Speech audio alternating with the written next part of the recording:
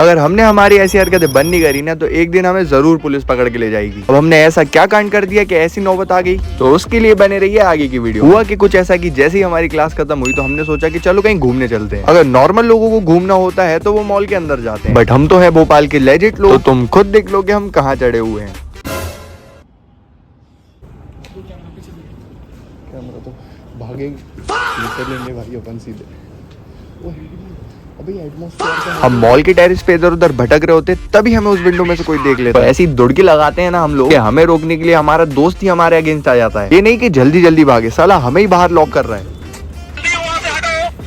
अबे साले, उस विंडो में से सिक्योरिटी गार्ड ने हमें देख ही लिया था तो हमें फिर से भागना पड़ता है और भागते भागते हम दूसरी साइड आ जाते हैं जहाँ पे हमें लगता है कि भाई यहाँ पे तो सेफ होगा। इस चक्कर में यहाँ पे दौड़ लगा के एक सेफ प्लेस को फाइंड करने की कोशिश करते हैं। तभी मेरे दोस्त ने देखा कि भाई यहाँ पे तो ऑलरेडी एक दूसरा सिक्योरिटी गार्ड खड़ा हुआ है, तो यहाँ से भी भागना पड़ा। जैसे तैसे हमारा सिक्योरिटी गार्ड से पीछा छूटा तो जाके हमने चैन की सांस ली। और अगर तुम स्पाइडरमैन के फैन हो तो तुम्हें ये किक का पता ही होगा। भाई ये दिक्कत सिर्फ मेरी है या तुम्हारी भी, कि जैसे ही रीचेबल सीलिंग दिखती है मेरा मन करता है कि इसे छू लूं। हम जब ये वाला रूम एक्सप्लोर कर रहे थे तभी सिक्योरिटी गार्ड आ गया। तो भाई जो ये भागे हैं ना हम लोग, तुम खुद देख लो।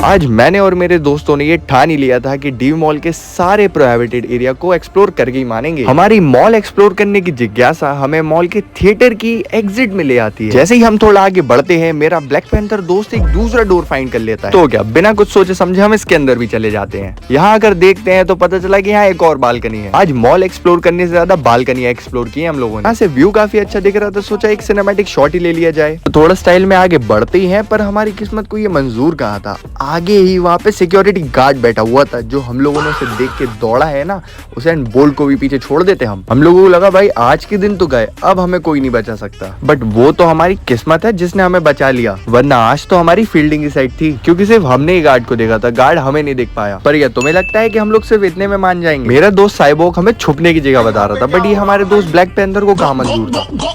कहाँ फंस गया भाई मैं? मैं इसको समझा तो ऐसे रहा हूँ कि जैसे मैं खुद बहुत शरीफ हूँ। अब इतनी मेहनत परिश्रम पराक्रम करने के बाद हम जो थक गए थे, उस थकान को मिटाने के लिए हम आ गए मैकडॉनल्ड्स। इन सबको निपटाने के बाद हमने सोचा कि एक प्रोपेगेंडा मूवी ही देख ली जाए। जोक्स असाइड भाई ये मूवी सारी लड़कियों को देखनी चाहिए। आज की जी मस्ती को यहीं खत्म करते हैं, फिर मिलेंगे अगले व्लॉग में। जय श्री राम और डू सब्सक्राइब।